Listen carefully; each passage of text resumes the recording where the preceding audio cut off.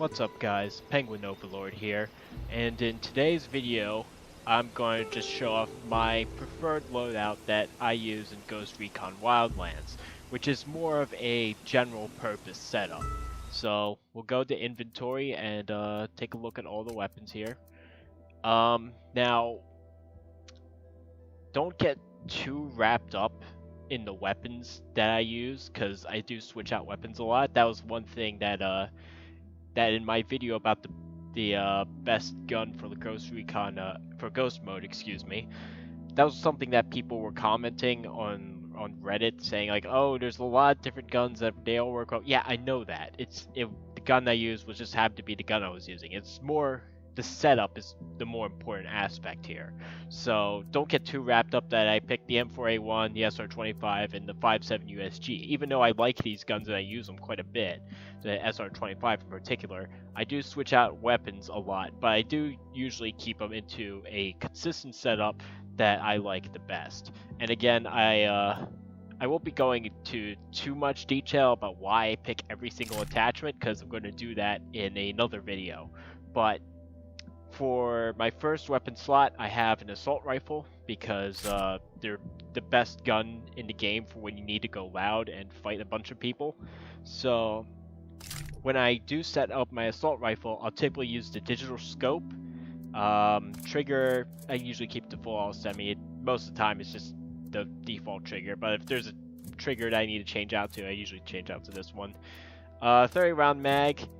Grenade launcher, very important if you're going to be dealing with helicopters, which is a very real possibility in the game. So I'll take that with me. I'll put on a laser sight. Doesn't seem to make a difference between 3-dot or the ADPOL, so the ADPOL. So pick whichever one you like. Standard barrel works well enough for me, and the Comp V2. So that's my typical assault rifle setup. And again, I'll go into detail about why I pick all these separate attachments in a separate video, because if I did it in one video, I actually did try it once, and it was like over half an hour long, and it was just too long. So I'll do that in a separate video. Now, sniper rifle. Wildlands, if you've played it for any length of time, you know it's a very wide open sort of game. So a sniper rifle is practically a requirement, because you may need to take longer distance shots. I say may because something a lot of people have commented, like Dark Daily, you don't necessarily need to take a shot over 300 meters, which yeah, usually not, but I like shooting out even longer than that. But inside of that range, you still kind of need a sniper rifle. So let me renew the paint on this real quick. My preferred one's the SR25, but I do generally use a semi-auto sniper compared to a bolt action rifle. I'll go into more detail on this in a different video if there's interest, but I generally prefer these because you get better follow-up shots when you shoot them compared to a bolt action. With a bolt action, you gotta rotate that bolt back and forth. And if you're trying to take out a group of enemies without using sync shot, one of them will run off and alert the base. But with this, I can take out groups of enemies, usually 2 to 3 enemies, not necessarily 4. Well, I guess sometimes 4, it depends. Just depends how lucky I am, but generally this is what I prefer to use when taking out groups of people. So if there's a buttstock option, I'll use a compensated buttstock. With semi-auto snipers, I like using the G28 scope. I'm still working out which is my favorite scope for bolt actions. Largest magazine I can, foregrip V4, rangefinder, longest barrel possible, which on this gun is the standard. If it allows a long barrel, I'll take it, and a suppressor. And that's typically what I use for a semi-auto sniper. Now, handguns. I do use one quite a bit, and think that's a mistake that some people may make when playing Ghost Recon. They'll have like 2 different suppressed weapons, but then never use their handgun, which I don't think makes a whole lot of sense, because in this game, handguns are actually fairly accurate. I've made considerably long distance shots with handguns. Like, I've done it up to like 100 meters, and you can shoot them even farther. I mean, there's a range limit to them, but you can shoot them pretty far and fairly accurately if you take your time.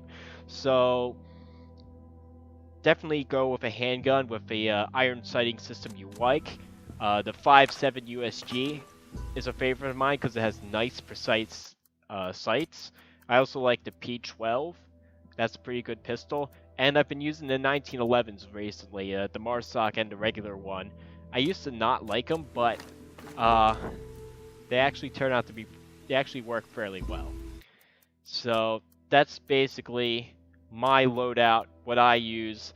And with this loadout, I can go into any mission, well, most missions in the game, and perform fairly well. Now, with some missions like Predator and Splinter Cell, change up the loadout a little bit, so that way I have something a little bit more optimal. But with this, I can walk into most of the normal missions in the game and come out just fine. I won't need to switch out weapons on the fly, which I kind of hate doing.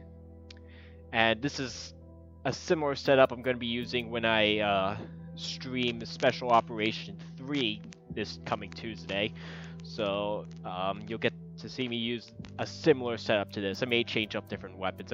I might go with a different assault rifle or a different pistol. It depends on, I guess, what kind of stuff we'll get in the Year 2 pass. Anyway, because they're adding items to the Year 2 pass.